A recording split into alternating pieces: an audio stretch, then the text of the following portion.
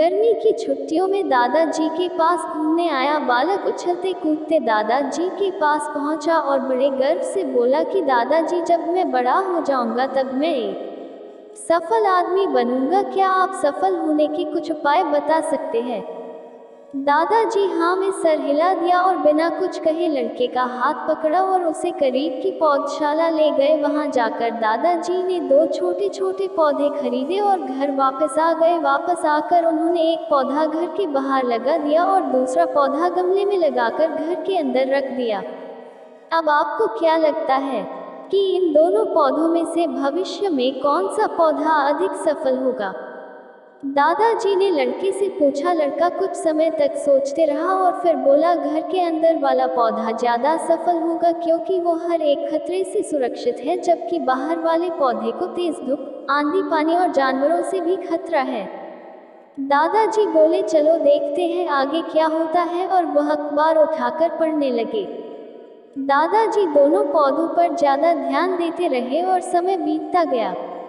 3-4 साल बाद जब एक बार फिर वह लड़का अपने माता पिता के साथ गांव घूमने आया, तब अपने दादाजी को देखा तो देखते ही बोला, दादाजी, पिछली बार मैंने आपसे सफल होने के कुछ उपाय मांगे थे, पर आपने तो कुछ भी नहीं बताया था, पर इस बार आपको कुछ बताना ही होगा।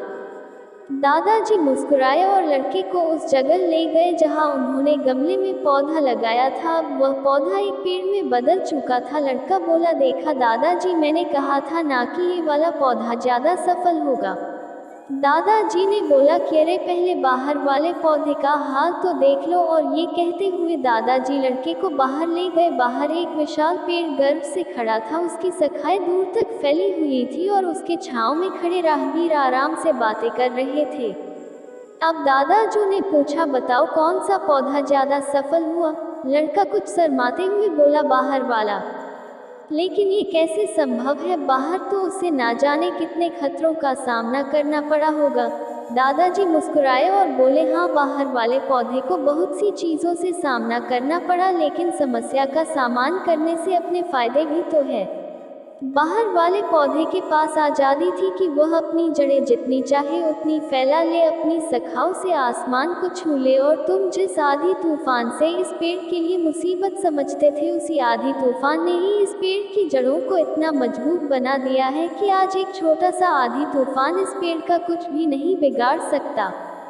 बेटे, अब जो मैं तुम्हें बताने वाला हूँ उसे अगर तुमने अपने अंदर बैठा लिया तो तुम जिंदगी में जो कुछ भी करोगे उसमें सफल हो जाओगे। उन्होंने बोला कि अगर तुमने जीवन भर सिर्फ अच्छी विकल्पों को ही चुनते रहोगे तो तुम कभी भी उतने सफल नहीं हो पाओगे जितनी तुम्हारी क्षमता है। लेकिन अगर तुम तमाम खतरों के बावजूद इस दुनिया का सामना करने के लिए तैयार हो तो तुम्हारे लिए कोई भी लक्ष्य हासिल करना असंभव नहीं है।